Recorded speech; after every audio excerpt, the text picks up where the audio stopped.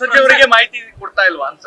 ಬಹುಶಃ ಗೃಹ ಸಚಿವರು ಅಲ್ಲಿ ಗೃಹ ಸಚಿವರ ಕೆಲಸ ಮಾಡ್ತಾ ಇಲ್ಲ, ಗೃಹ ಇಲಾಖೆಯನ್ನು ನಡೆಸ್ತಾ ಇರ್ತಕ್ಕಂಥದ್ದು ಕಾಣದ ಕೈ ಜೊತೆ ಪಕ್ಕದಲ್ಲಿ ಕೂತವರಲ್ಲ, ಅವರೇ ಅದನ್ನು ಹ್ಯಾಂಡಲ್ ಮಾಡ್ಕೊಂಡಿದ್ದಾರೆ ಅನ್ನೋದು ನನ್ನ ಅಭಿಪ್ರಾಯ.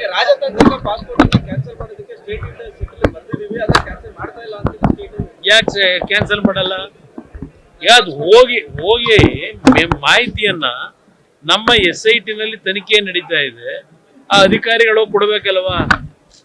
ಹೋಗ್ಬಿಟ್ಟು ಈಗ ಇದರಲ್ಲಿ ಇರ್ತಕ್ಕಂಥ ಒಂದು ದೊಡ್ಡ ಮಟ್ಟದ ಅಪರಾಧಗಳೇನಿದೆ ಆ ಹಿನ್ನೆಲೆಯಲ್ಲಿ ತೆಗೆದುಕೊಂಡು ಹೋಗಿ ಕೇಂದ್ರ ಸರ್ಕಾರದಲ್ಲಿ ಇವತ್ತು ಕಾನೂನಿನ ಒಂದು ಚೌಕಟ್ಟಿನಲ್ಲಿ ನಡೆಯುವ ಏನು ತೀರ್ಮಾನಗಳಾಗಬೇಕಾಗ್ತದೆ ಅದನ್ನು ಮಾಡಿಸ್ಬೇಕಾಗಿರ್ತಕ್ಕಂಥ ಸರ್ಕಾರದ ಕರ್ತವ್ಯ.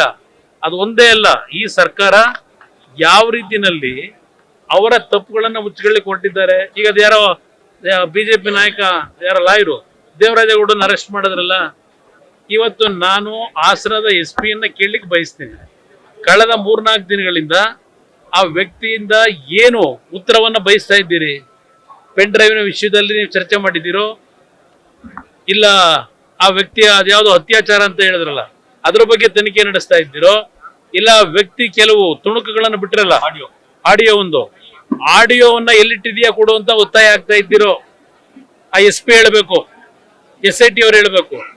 ಇವತ್ತು ಆ ವ್ಯಕ್ತಿಯನ್ನ ಅರೆಸ್ಟ್ ಮಾಡಿರ್ತಕ್ಕಂಥದ್ದು ಸುಳ್ಳು ಅತ್ಯಾಚಾರದ ಆರೋಪವನ್ನ ಮಾಡಿ ಇವತ್ತೇನು ಅರೆಸ್ಟ್ ಮಾಡ್ಕೊಂಡಿದ್ದಾರೆ. ನನ್ನ ಅಭಿಪ್ರಾಯದಲ್ಲಿ ನನಗಿರ್ತಕ್ಕಂಥ ಮಾಹಿತಿ, ಅವ್ರು ಹೇಳೋದಲ್ಲ ಮಾಹಿತಿ, 1 ತಿಂಗಳ ಹಿಂದೆ ಇವತ್ತು FIR ಹಾಕಿರೋದು ಆ ಹೆಣ್ಣು ಮಗಳು ಕೊಟ್ಟಂತ FIR. ಈ ವ್ಯಕ್ತಿನೂ ಸಹ ಅದ್ರ 3 ದಿವಸದ ಮುಂಚೆ ಒಂದು FIR ಹನಿ ಟ್ರ್ಯಾಪ್ ಅಂತಕ್ಕಂಥ ಅವ್ರು ಹಾಕಿದ್ದಾರೆ. 1 ತಿಂಗಳ ನಂತರ ಏಕಾಏಕಿ ಈ ರೀತಿಯ ಅತ್ಯಾಚಾರದ ಅಪಾದ್ಯವನ್ನು ಹೊರಿಸಿ ಅದೇನೋ ಆರ್ಟಿಕಲ್ 364 365 ಹಾಕೋರಲ್ಲ, ಯಾತಕ್ಕೆ ಹಾಕಿದ್ರಿ? ಹಾಕ್ಬಿಟ್ಟು 2 ದಿವಸದಲ್ಲಿ ಅರೆಸ್ಟ್ ಯಾಕೆ ಮಾಡಿದ್ರಿ? ಇವತ್ತು ಅರೆಸ್ಟ್ ಮಾಡಿದಂತ ವ್ಯಕ್ತಿಯಿಂದ ಏನ್ ಮಾಹಿತಿ ತಗೋತಾ ಇದ್ದೀರಿ? ಏನ್ ಕೇಳ್ತಾ ಇದ್ದೀರಿ? ನಿಮಗಿರ್ತಕ್ಕಂಥದ್ದು ಆಡಿಯೋ ತುಣುಕುಗಳು ಬೇಕೀಗ ನಿಮಗೆ. ಅವರಲ್ಲಿರ್ತಕ್ಕಂಥ ಮಾಹಿತಿಗಳು ದೊರಕಿದ್ರೆ ಸರ್ಕಾರ ಎಲ್ಲಿ ಹೋಗುತ್ತೋ ಅಂತ ಹೆದರಿದವರು ನೀವು. ಈ ಸರ್ಕಾರ ಇದನ್ನ ದುರುಪಯೋಗ ಪಡಿಸ್ಕೊಳ್ತಕ್ಕಂಥದ್ದು ಅವರ ಅಧಿಕಾರವನ್ನ ನಿರಂತರವಾಗಿ ನಡೆಸ್ಕೊಂಡಿದ್ದಾರೆ, ನಿರಂತರವಾಗಿ ನಡೆಸ್ತಾ ಇದ್ದಾರೆ.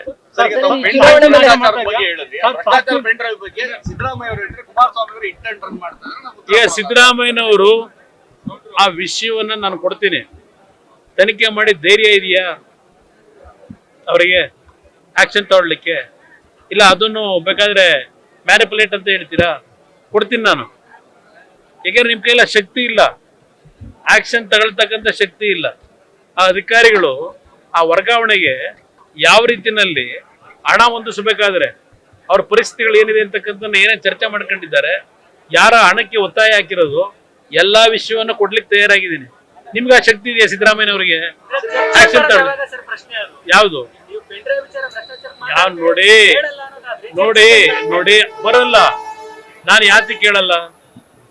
ನಾನು ಈ ರಾಜ್ಯದಲ್ಲಿ ಬಹುಶಃ ದಾಖಲೆಗಳ ಸಮೇತ ಎಷ್ಟು ವಿಷಯಗಳನ್ನ ಪ್ರಸ್ತಾಪ ಮಾಡಿದೆ.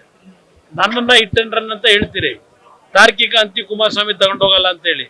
ತಾರ್ಕಿಕ ಅಂತ್ಯಕ್ಕೆ ಯಾರು ಮುಟ್ಟಿಸ್ಬೇಕು? ಅದನ್ನ ನಾವು ಎಲ್ಲಾ ದಾಖಲೆಗಳನ್ನ ಕೊಟ್ಟ ಮೇಲೂ ದಾಖಲೆಗಳಿಗೆ ಇವತ್ತು ಶಕ್ತಿ ಇಲ್ಲದೆ ಇರತಕ್ಕಂಥ ವಾತಾವರಣ ಯಾರಿಂದ ಆಗ್ತಿದೆ?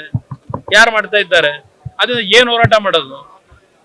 ಇಲ್ಲಿ ನನ್ನಿಂದ ಇರೋ ತಪ್ಪಲ್ಲ, ಈ ಸಮಾಜ ಇರ್ತಕ್ಕಂಥ ಅವ್ಯವಸ್ಥೆ ಏನಿದೆ ಆ ಅವ್ಯವಸ್ಥೆಯನ್ನ ಸರಿಪಡಿಸರಿ ಯಾರು? ಸರಿಪಡಿಸಿದ್ರೆ ಎಲ್ಲ ನ್ಯೂಸ್ ಫಸ್ಟ್ ನಿರ್ಭೀತಿಯಿಂದ ನಿಮ್ಮ ಪರವಾಗಿ.